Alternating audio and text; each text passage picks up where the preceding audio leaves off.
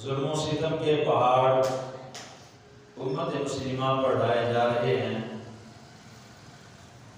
اور مسلمانوں کو اس حد درجہ تک دبانے کی کوشش کی جا رہی ہے کہ شاید ایسا کرنے سے ان کا نام و نشان ختم ہو جائے گا۔ حالانکہ یہ مسلمان مٹنے کے لیے نہیں آئے بلکہ کفر کو مٹانے کے لیے آئے ہیں۔ خالق کائنات نے جو ایمانی قوت امت مسلمہ کو عطا فرمائی ہے وہ طاقت نہ کسی کے پاس تھی اور نہ وہ کسی کے پاس ہے اور نہ ہوگی۔ یہ ایمان کی طاقت فقط مسلمان کا ہتھیار ہے اور مسلمان جب بھی لڑتا ہے ہمیشہ ایمان کی قوت کے ساتھ لڑا کرتا ہے۔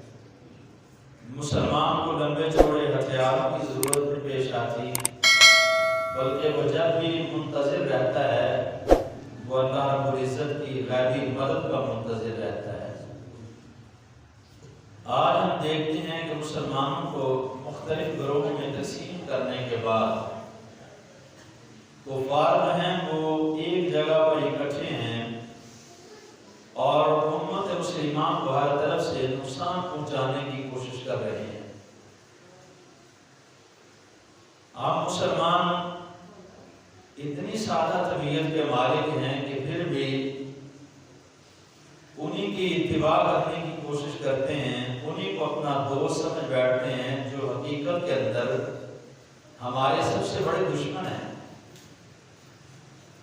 جب اللہ رب العزت نے یہ فیصلہ فرما دیا کہ یہ یہود و نصارہ تمہارے دوست نہیں ہو سکتے تو پھر ہر مسلمان کو اللہ کا قرآن سمجھ کر اس پر یقین رکھ لینا چاہیے کہ کسی کی صورت یہ ہمارے دوست نہیں ہو سکتے، ہمارے خیر خواہ نہیں ہو سکتے، کسی بھی طرح سے مسلمانوں کا بھلا نہیں چاہیں گے۔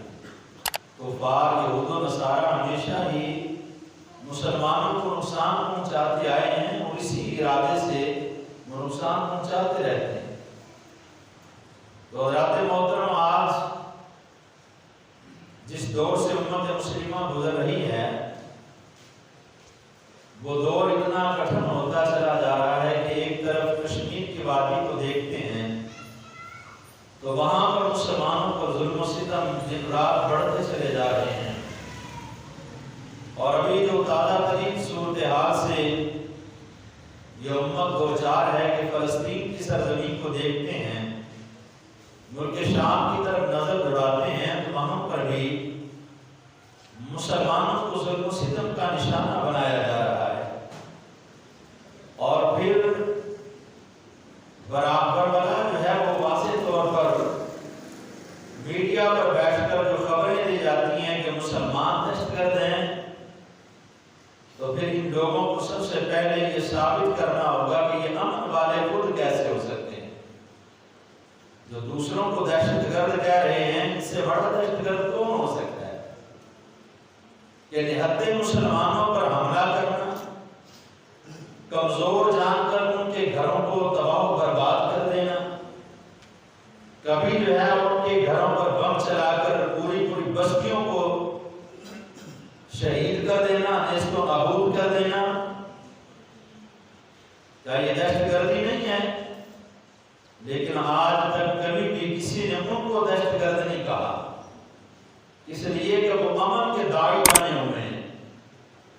وہ تو لوگوں کی نظر میں اس بات سے مطمئن ہے کہ پاکستان کے اینکر بھی ہمیں امن کا کہتے ہیں کہ یہ لوگ امن والے ہیں، اور یہ ہمارے اپنوں کے ہی کیے دھرے ہیں کہ اپنوں کو دہشت گرد کہنا اور دوسروں کو صاحب امن کہنا یہ ہمارے اپنوں کا کیا دھرا ہے۔ کاش کہ آج تک جو اس امت مسلمہ پر ظلم و ستم ہوتے آ رہے ہیں ان کو منظر عام پر لایا جاتا، اس امت کے سامنے بیان کیا جاتا، لوگوں کے سامنے بیان کیا جاتا کہ حقیقت کے اندر ظلم کون ڈال رہا ہے، حقیقت کے اندر زیادتی کون کر رہا ہے، دہشت گردی کون کر رہا ہے۔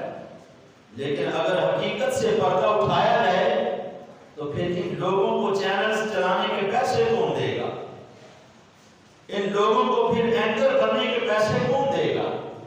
یہ بڑی بڑی گاڑیوں میں اپنے دفتروں میں کیسے آئیں گے؟ یہ بڑے بڑے محلات اور مکانات میں کیسے رہیں گے؟ تو اس لیے لوگ مسلمانوں کو دہشت گرد کہتے ہوئے بالکل نہیں ہچکچاتے. تھوڑا سا کہیں پر کسی کے ساتھ کوئی معاملہ کسی مسلمان کی طرف سے ہو جائے، جیسا کہ پچھلے دنوں عیسائیوں کے ساتھ تھوڑا سا مسئلہ بنا تو ان اینکروں نے پورا جو ہے وہ زمین سر پر اٹھا دی کہ یہ ہو گیا وہ ہو گیا، مسلمان دہشت گرد بن گئے. لیکن آج مسلمانوں کو کس چکی سے گزارا جا رہا ہے، کس طرح سے ان کو ظلم و ستم ڈال رہا ہے. آج یہ لوگ مسلمانوں کے حق میں کیوں نہیں بول رہے؟ آج یہ مسلمان ایک مسلمان کو سپورٹ کیوں نہیں کر رہا؟ اور جتنے اسلامی ممالک ہیں تقریباً 57 سے زائد کے قریب مسلمان ممالک ہیں. اب یہ جو 57 مسلمان ممالک ہیں یہ کیا کر رہے ہیں؟ کس چیز کا درس دے رہے ہیں قوم کو؟ سوائے 2-4 کے باقی کہاں پر ہیں؟ کس لیے نہیں بول رہے؟ وقت اس لیے نہیں بول رہے کہ ہم نے ان سے قرضہ لیا ہوا ہے، ہم ان کے قرضوں کے نیچے دبے ہوئے ہیں، ان کے احسانات کے نیچے دبے ہوئے ہیں. تو کاش کہ یہ امت کو بتلاتے کہ ان کے احسانات کے نیچے سے نکلنے کا حل کیا ہے. تم اس قوم کو بھی لوٹے چلے جا رہے ہو اور باہر کی امدادیں بھی کھاتے چلے جا رہے ہو، اس کے باوجود تمہارا پیٹ بھی برباد ہے. اپنے مسلمان کو ہی ظلم کے دھانے پر لے کر آگے ایک مسلمان دوسرے مسلمان کا دشمن بن جاتا ہے تو تم میں سے کوئی بات نہیں کرتا. اگر کوئی یہودی اور عیسائی میں ہے وہ مسلمانوں پر ظلم ڈالتے ہیں تو کوئی بات نہیں کرتا. کس لیے کہ باقی ہم امن کے داغی، ہم امن چاہتے ہیں، ہم سکون چاہتے ہیں، کسی قسم کی کوئی بات نہیں ہونی چاہیے. بھئی اس لیے حضرات محترم یہ ارض مقدس جس کو فلسطین کہا جاتا ہے، ملک شام کہا جاتا ہے، مسجد اقصی کہا جاتا ہے، یہ مقامات تعظیم کے لائق ہیں، یہ ادب والے مقامات ہیں. ہم لوگوں نے سمجھا ہی نہیں ہے کہ ان مقامات کی اہمیت کیا ہے، ان کا جو ہے ادب احترام کیا ہے. کاش کہ ہم لوگ ان مقامات کے ادب کو سمجھ پاتے تو پھر آج خاموشی کا عالم نہ ہوتا، بلکہ ہر مسلمان ان لوگوں کے خلاف آواز اٹھاتا، اپنی آواز بلند کرتا ہوا نظر آتا. کیوں کہ فلسطین کوئی غیر مسلموں کا ملک نہیں ہے، یہ ملک مسلمانوں کا ملک ہے. یہ انبیاء علیہ السلام کی سرزمین ہے، یہ ایسی پاکیزہ زمین ہے کہ جس کو اللہ رب العزت نے مقدس اپنے پاک کلام کے اندر بیان فرمایا ہے، جس کو پاکیزہ اللہ تعالیٰ نے اپنے قرآن کے اندر کہا ہے.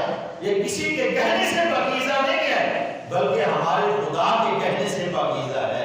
یہ کسی کے کرنے سے پاکیزہ نہیں ہے بلکہ ہمارے خدا کے پاک کرنے سے پاک ہے.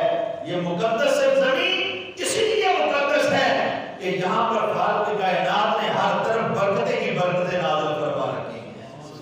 فلسطین کی سرزمین کوئی عام سرزمین نہیں ہے. ہم جیسے ہی واقعہ معراج بیان کرتے ہیں یا سنتے ہیں، وہ واقعہ معراج کیا ہے؟ وہاں پر بھی اس سرزمین کا ذکر پہلے موجود ہے. وہ کیا ہے؟ سبحان الذی اسری بعبدہ لیلا من المسجد الحرام الی المسجد الاقصی. اللہ رب العزت فرماتے ہیں ہم نے اپنے پیارے محبوب کو جو یہ سیر کروائی مسجد حرام سے مسجد اقصی تک کی سیر کروائی. تو حضور نبی کریم صلی اللہ علیہ وسلم کا اس رات بھی مسجد اقصی کے اندر تشریف لانا اس چیز کی واضح دلیل ہے کہ لوگوں زمین تو اللہ کی اور بھی بہت تھی، پوری روح زمین موجود تھی، مسجد حرام بھی موجود تھی، لیکن انبیاء علیہ السلام کو مسجد اقصی کے اندر جمع کرنا، یہاں پر ان کو اکٹھے کرنا، اس کی وجوہات بہت زیادہ تھی کہ اللہ رب العزت یہاں پر انبیاء کو جمع کر کے پیارے مصطفیٰ کریم کو ان کا امام بنا کے لوگوں کے سامنے واضح کرنا چاہتا تھا. اے کائنات والو، زمین اور بھی بڑی پاکیزہ ہے، لیکن جو طہارتیں، جو پاکیزگی، جو برکتیں میں نے مسجد اقصی کو عطا فرما رکھی ہیں وہ اس سے پہلے کسی کو نہیں عطا فرمائی. حضرات محترم یہ مقدس مقام ہے، یہ مقدس مقام ہے کہ انبیاء علیہ